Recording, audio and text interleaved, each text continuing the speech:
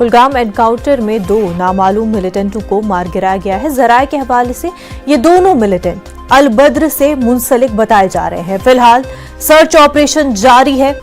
यह एनकाउंटर गुज़िश्ता शाम शुरू हुई थी। आर्मी, पुलिस और सीआरपीएफ की मुश्तरका कार्रवाई कुलगाम के हसीनपुरा में मिलिटेंटों के छुपे होने की इतला के बाद शुरू हुई थी।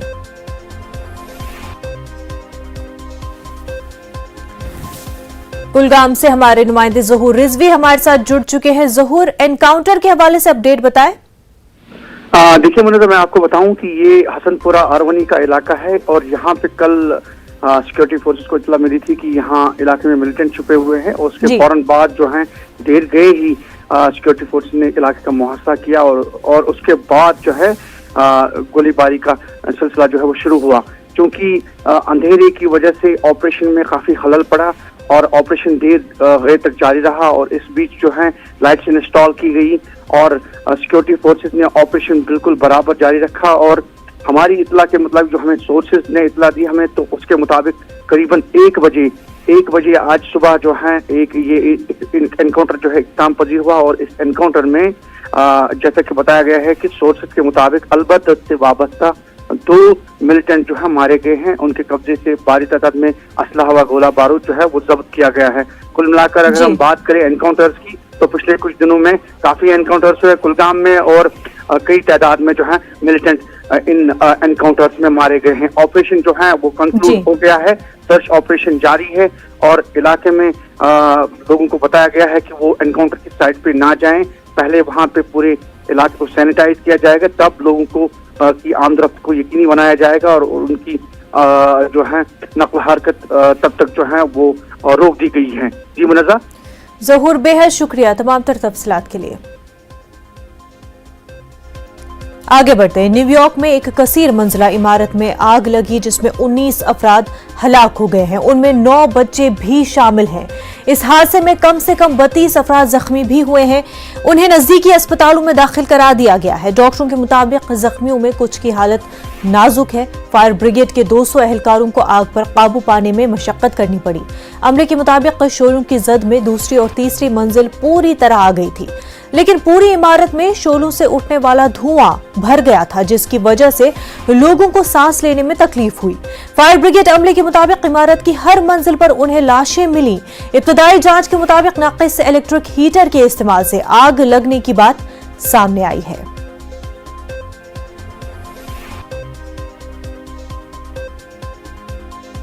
मुंबई के बायकला में मुस्तफा टिम्बर मार्केट में आग लग गई, जिसकी जद में कई दुकानें आ गई। फायर ब्रिगेड का अमला आग बुझाने में मसरूफ है।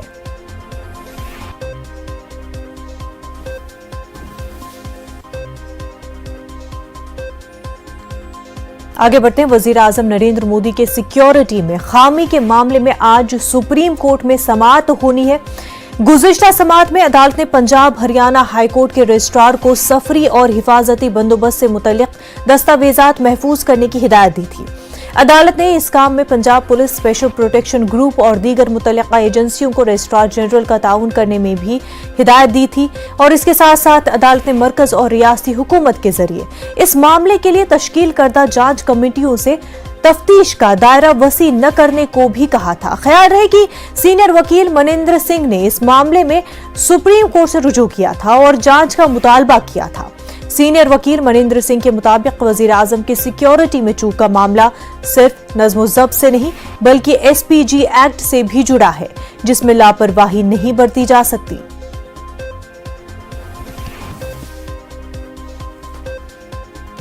दिल्ली से हमारे नुमाइंदे सुशील पांडे हमारे साथ जुड़ चुके हैं। सुशील, वजीर आजम की सिक्योरिटी में हुई चूक के हवाले से आज सुप्रीम कोर्ट फिर समाअत करेगा।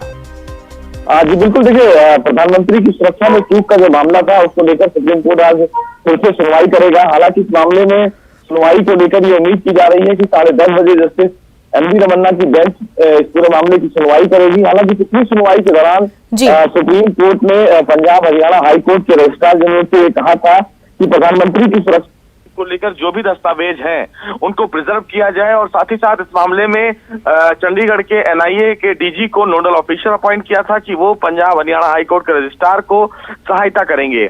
सबसे महत्वपूर्ण बात इस मामले में यह है कि केंद्र सरकार की तरफ से कहा गया था कि ये क्रॉस बॉर्डर टेररिज्म का भी मामला है, लिहाजा इस पूरे मामले में एनआईए को शामिल किया जाए और ये देखा जाए कि ये चूक हुई कैसे, क्योंकि ये मामला केवल एक राज्य की सुरक्षा के चूक से नहीं जुड़ा हुआ है बल्कि देश की सुरक्षा पर भी एक बड़ा सवाल है और कहीं ना कहीं अंतरराष्ट्रीय स्तर पर भी देश को शर्मसार होना पड़ा है। तो इन तमाम पहलुओं पर सुप्रीम कोर्ट ने भी ये कहा था मुनज़्ज़ा कि चूंकि मामला प्रधानमंत्री की सुरक्षा से जुड़ा हुआ है और बहुत गंभीर मामला है, ऐसे में अदालत भी चाहती है कि इस मामले में निष्पक्ष जांच की जाए। तो सवाल इस मामले में यह है कि सुप्रीम कोर्ट क्या इस मामले में अलग से कोई अपॉइंटमेंट का गठन कर सकता है, क्योंकि पंजाब सरकार और केंद्र सरकार दोनों एजेंसियां एक दूसरे पर आरोप और प्रत्यारोप कर रही हैं। वैसे में देखना भी बेहद अहम होगा कि क्या सुप्रीम कोर्ट इस मामले में कुछ कदम आगे बढ़ता है या नहीं, लेकिन आज इस मामले की सुनवाई बेहद अहम इसलिए मानी जा रही है क्योंकि प्रधानमंत्री की सुरक्षा से जुड़ा मुद्दा जो है उससे संबंधित जो दस्तावेज है वो सुप्रीम कोर्ट में दाखिल कर दिया गया है। वहीं सुशील, इस मामले को लेकर के पंजाब सरकार का क्या कहना है? पंजाब सरकार का क्या कुछ पहलू है? जी देखिए, पंजाब सरकार ने साफ तौर से इस पूरे मामले में कहा था कि जब ये घटना हुई है उसी समय पंजाब सरकार की तरफ से अपॉइंटमेंट कमीशन का गठन कर दिया गया था। पंजाब सरकार जांच को लेकर आगे बढ़ रही है, लेकिन केंद्र सरकार ये आरोप लगा रही है कि पंजाब सरकार के पास फिलहाल जांच करने का अधिकार नहीं है।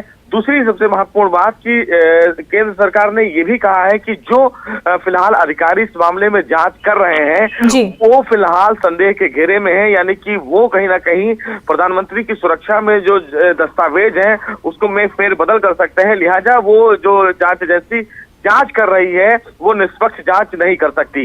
हालांकि केंद्र सरकार के इस दलील का पंजाब सरकार ने विरोध किया और पंजाब सरकार ने भी एसपीजी के जो डीजी हैं उन पर आरोप लगाया और कहा कि एसपी सुरेश जो फिलहाल एसपीजी के डीजी हैं वो फिलहाल इस मामले में जांच निष्पक्ष होने में कहीं ना कहीं ठीक से काम नहीं करेंगे। तो सवाल इस मामले में यह है कि जब दोनों एजेंसियां एक दूसरे पर आरोप लगा रही हैं तो जांच निष्पक्ष कैसे होगी, और इसीलिए सुप्रीम कोर्ट ने तमाम जो दस्तावेज हैं उनको प्रिजर्व करने का आदेश दिया था। सुशील, बेहद शुक्रिया आपका। आगे बढ़ते हैं। सुली डील मामले में इंदौर से गिरफ्तार शख्स को 4 दिन की पुलिस तहवील में दिया गया है। गुज़िश्ता रोज दिल्ली पुलिस के स्पेशल सेल ने मध्य प्रदेश के इंदौर से सुली डील्स ऐप बनाने वाले को गिरफ्तार किया है। इस मामले में 26 साला ओमकारेश्वर ठाकुर की गिरफ्तारी पर पुलिस ने कहा कि सुली डील ऐप केस में यह पहली गिरफ्तारी है। पुलिस के मुताबिक मुलजिम ओमकारेश्वर ठाकुर ने इंदौर से BCA किया है। पूछगछ के दौरान मुलजिम ने सुली डील ऐप बनाने का एतराफ भी किया है। पूछगछ के दौरान मुलजिम ओमकारेश्वर ठाकुर ने बताया कि वो ट्विटर पर एक ट्रेड ग्रुप का रुकन है और इस ग्रुप के अंदर ही ऐसी ऐप बनाकर मुस्लिम खवातीन को ट्रोल करने का आइडिया आपस में शेयर किया गया था। मुलजिम ने गिटहब पर सुली डील्स ऐप बनाई थी और उसका कोड तमाम ग्रुप मेंबर्स के साथ शेयर भी किया था।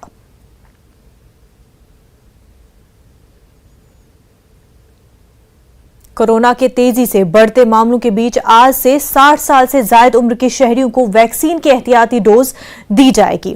इसके साथ साथ उन हेल्थ केयर और फ्रंटलाइन वर्कर्स को भी ये टीके दिए जाएंगे जो वैक्सीन की दोनों डोज ले चुके हैं, बशर्ते कि उन्हें दूसरा टीका लगे हुए 9 महीने हो चुके हों।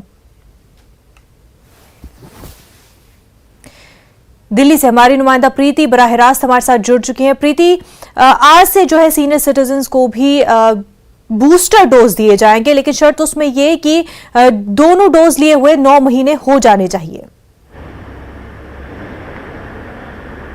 बिल्कुल, जिस तरीके से कोविड के जो केसेस हैं वो लगातार बढ़ रहे हैं उसको देखते हुए सरकार ने ये फैसला लिया था कि आज यानी कि 10 जनवरी से बूस्टर डोज दिए जाएंगे लोगों को। लेकिन इस बूस्टर डोज में 9 महीने पूरे हो जाने चाहिए और साथ ही जो हेल्थ वर्कर्स हैं और जो लोग 60 साल से ज्यादा जिनकी उम्र है उन लोगों को बूस्टर डोज आज से दिए जाएंगे। साथ ही जिस तरीके से कोविड के जो केसेस हैं वो लगातार बढ़ रहे हैं उसको देखते हुए आज स्वास्थ्य मंत्री जो केंद्रीय स्वास्थ्य मंत्री है मनसुख मांडविया, उनके 5 राज्यों के स्वास्थ्य मंत्रियों के साथ में एक बड़ी बैठक भी दिल्ली में होने वाली है, जो बैठक 3:30 बजे शुरू होगी। और ये 5 राज्य वो होंगे जहां पर चुनाव आने वाले हैं, हैं, क्योंकि आने वाले समय में 5 राज्यों में चुनाव होने वाले हैं, जिसमें उत्तर प्रदेश, उत्तराखंड, पंजाब ऐसे 5 राज्य हैं जहां पर चुनाव होने वाले हैं। तो इन सभी राज्यों के 5 राज्यों के जो स्वास्थ्य मंत्री हैं वो इस बैठक में वर्चुअली हिस्सा लेंगे। बैठक में रणनीति तैयार की जाएगी कि चुनावों में किस तरीके से आगे की जो रणनीति है वो तैयार की, क्योंकि चुनाव जो है, चुनावों की तारीखों का ऐलान हो चुका है।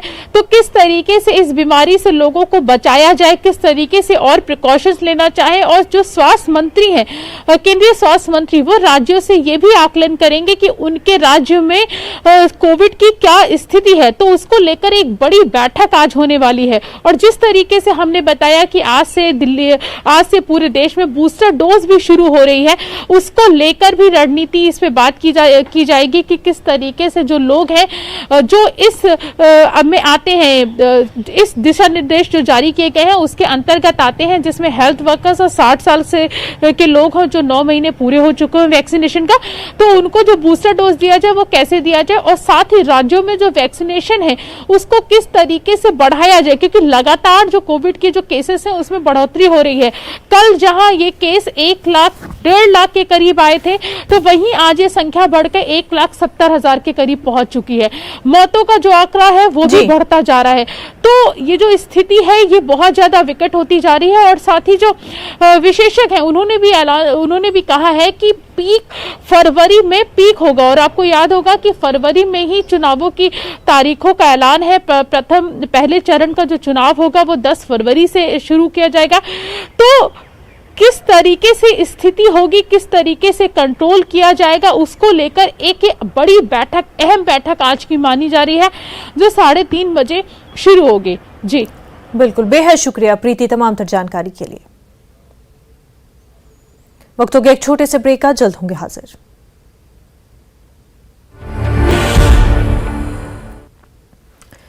इस वक्त एक बड़ी खबर कोरोना के हवाले से आपको बता दें, मुल्क में कोरोना के 1,79,000 से ज्यादा मामले सामने आए हैं। 46,000 से ज्यादा सेहतयाब भी हुए हैं। 146 अफराद की कोरोना से मौत हुई है। पूरे मुल्क में कोरोना तेजी से फैल रहा है। इस बीच आपको कोरोना के हवाले से बड़ी खबर बता रहे हैं, अपडेट बता रहे हैं। 1,79,000 से ज्यादा मामले कोरोना के पूरे मुल्क में सामने आए हैं। वहीं 46,000 से ज्यादा सेहतयाब भी हुए हैं। आपको बता दें 146 अफराद की कोरोना से मौत हुई है।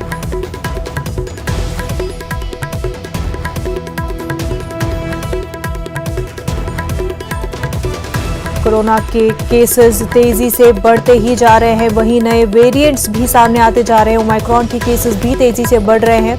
आपको इस वक्त का अपडेट बता दें, 1,79,000 से ज्यादा मामले अब तक सामने आए हैं। 46,000 से ज्यादा सेहतयाब भी हुए हैं। वहीं 146 अफराद की कोरोना से मौत हुई है।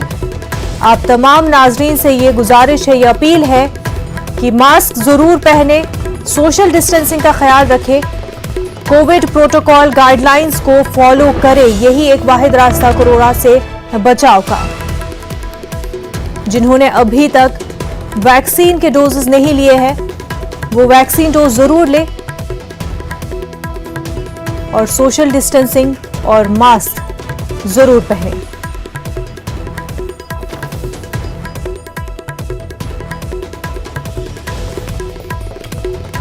वहीं मुल्क में कोरोना की बिगड़ती हुई सूरत हाल के पेश नजर मरकजी वजीर सेहत मनसुख मंडाविया आज तमाम रियासतों के वज़राए सेहत के साथ मीटिंग करने वाले हैं। मीटिंग के दौरान वजीर सेहत तमाम रियासतों को कोविड प्रोटोकॉल पर अमल करने, आरजी अस्पतालों का बंदोबस्त करने और अस्पतालों में ऑक्सीजन के लिए मुनासिब इंतजाम करने के लिए हिदायत जारी कर सकते हैं। मुल्क में कोरोना और नए वेरिएंट ओमाइक्रॉन के केसेस में रोज बरोज इजाफा हो रहा है। महकमे सेहत के आदादो शुमार के मुताबिक आज 1,79,000 से ज्यादा नए मामले दर्ज किए गए। वहीं राजधानी दिल्ली में कोरोना के मामले मुसलसल बढ़ रहे हैं। हालात के मद्देनजर आज DDMA यानी दिल्ली डिजास्टर मैनेजमेंट अथॉरिटी की एक अहम मीटिंग होने जा रही है। लेफ्टिनेंट गवर्नर अनिल बैजल की सदारत में होने वाली DDMA की मीटिंग को बहुत अहम समझा जा रहा है। मीटिंग में मजीद सख्त फैसले लिए जाने का इम्कान है। वहीं दिल्ली महकमे सेहत की तरफ से जारी करदा रिपोर्ट के मुताबिक दिल्ली में गुज़िश्ता 24 घंटों के दौरान 22,000 से ज्यादा नए कोरोना केसेस सामने आए हैं, जिसके बाद दिल्ली में कोरोना से मुतासर अफराद की कुल तादाद 15,49,000 से ज्यादा हो गई है। दिल्ली में इस दौरान 17 कोरोना से मुतासर मरीज भी अपनी जान गंवा चुके हैं। इसके साथ ही दिल्ली में महलूकीन की तादाद 25,000 से ज्यादा हो गई है। फिलहाल दिल्ली में 35,000 से ज्यादा मरीज होम आइसोलेशन में हैं। लोगों से कोरोना गाइडलाइन पर अमल करने की अपील की गई है।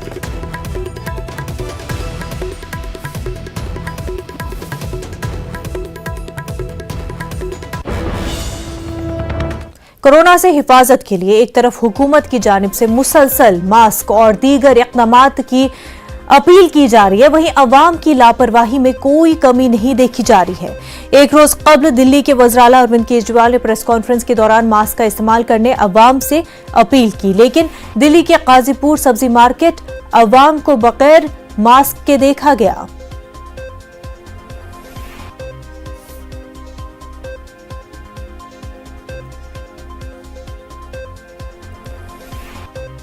उधर मुंबई में कोरोना के बढ़ते केसेस के पेश नजर शहर में रात 11 बजे से सुबह 5 बजे तक नाइट कर्फ्यू का निफाज किया गया है। साथ ही दफा 144 भी रात 11 बजे से सुबह 6 बजे तक नाफिज कर दी गई है।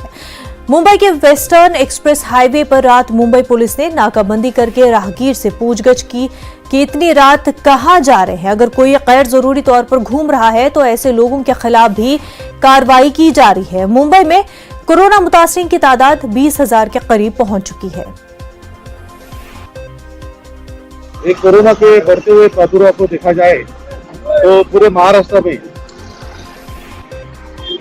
ये लॉकडाउन का बढ़ाया गया है और उसमें सख्त अमलजानी करने के लिए हमारे माननीय पुलिस उपायुक्त परिमंडल 10 इन्होंने डीसीपी साहब ने हमको आदेश दिया। उस आदेश के हिसाब से अंधेरी पुलिस स्टेशन के अंतर्गत या गुंदौली में नाकाबंदी लगाई गई है।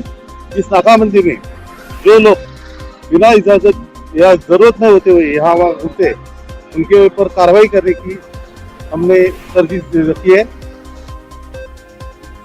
वहीं तेलंगाना और आंध्र प्रदेश में भी कोरोना के केसेस में लगातार इजाफा हो रहा है। तेलंगाना महकमे सेहत के मुताबिक कोरोना के 1673 नए मामले दर्ज किए गए, जबकि एक मरीज की मौत भी हुई है। गुज़िश्ता 24 घंटों में तेलंगाना में 330 कोरोना मरीज सेहतियाब हुए हैं। रियासत भर में 13,522 अफराद जेर इलाज हैं। वहीं आंध्र प्रदेश में 1257 अफराद का कोरोना पॉजिटिव टेस्ट पाया गया। रियासत आंध्र प्रदेश में गुज़िश्ता 24 घंटों में 140 अफराद सेहतियाब भी हुए हैं। एपी के जिला चित्तौड़ में सबसे ज्यादा 254 मुस्बत केसेस पाए गए। कोरोना के फैलते हुए असरात के पेश नजर किसी भी किस्म के हंगामी हालात से निपटने के लिए हुकूमत की जानिब से तमाम तैयारियां मुकम्मल कर ली गई हैं। मास्क, सैनिटाइजर, दीगर एहतियाती इक़दामात इख्तियार करने अवाम से लगातार अपील की जा रही है। उत्तर प्रदेश में कांग्रेस को झटका लग सकता है। सहारनपुर से कांग्रेस के बाअसर लीडर इमरान मसूद समाजवादी पार्टी में शामिल हो सकते हैं। इमरान मसूद ने अपने हामियों की आज मीटिंग बुलाई है, जिसमें आइंदा की हिकमत अमली वज़ह की जाएगी। मौजूदा सियासी मंजरनामे पर बातचीत की जाएगी। प्रदेश में चुनाव की घोषणा हो चुकी है। सहारनपुर में दूसरे चरण में चुनाव होंगे, यानी 14 फरवरी को। हमारे साथ में पश्चिमी उत्तर प्रदेश के गद्दावर नेता इमरान मसूद हैं। उनसे जानते हैं अब वो कौन सी पार्टी के झंडे तले चुनाव लड़ेंगे। इमरान जी, आपका न्यूज़ 18 में स्वागत है। धन्यवाद साहब। देखिए, मैंने कार्यकर्ताओं की मीटिंग बुलाई है और कार्यकर्ताओं की मीटिंग के अंदर हम साथियों से मशवरा कर करके निर्णय लेने का काम करूँगा। उत्तर प्रदेश की वर्तमान राजनीतिक परिस्थितियों पर कार्यकर्ताओं के साथ चर्चा करेंगे। जो दिखाई दे रहा है जिस प्रकार से उत्तर प्रदेश के अंदर जो लड़ाई बन रही है, उस लड़ाई के अंदर हम भारतीय जनता पार्टी को शिकस्त देने का काम करें, उसके लिए रणनीति बनाने का काम करें। तो आपकी किस बात पर सहमति बनी है समाजवादी से? नहीं, अभी सहमति और असहमति की बात ही नहीं है। बात तो ये है कि उत्तर प्रदेश के अंदर अगर हमें भारतीय जनता पार्टी को शिकस्त देनी है, जो मैंने पहले दिन कहा था और जो अब भी कह रहा हूँ, भारतीय जनता पार्टी को शिकस्त देनी है तो बहुजन समाजवादी पार्टी चूँकि नंबर 1 पार्टी है विपक्ष के अंदर, मैं बार बार इस बात के लिए कह रहा था और उसी बात को फिर आज दोहरा रहा हूँ। तो सीधा सवाल करूँ, कब ज्वाइन कर रहे हैं? देखिए, कार्यकर्ताओं से बैठक कर करके, सब साथियों से मशवरा कर करके फिर निर्णय लेने का काम करूँगा। इमरान मसूद का साफ तौर पर कहना है कि कार्यकर्ताओं की मीटिंग जो है अपने निवास पर, उसके बाद ये फैसला लेंगे कि किस दिन उनको ज्वाइनिंग करनी है। कैमरा पर्सन विकास के साथ देवेश त्यागी, न्यूज 18 सहारनपुर। कजाकिस्तान में एलपीजी की कीमतों में इजाफे के खिलाफ एहतजाजी मुजाहिरों का सिलसिला जारी है। एक हफ्ते से जारी एहतजाज में 160 से ज्यादा अफराद की हलाकत हो गई है, जबकि पुलिस ने 5000 से ज्यादा लोगों को अपनी हिरासत में ले लिया है। आज की ताजा खबर में फिलहाल इतना ही। हमें दीजिए इजाजत। आदाब।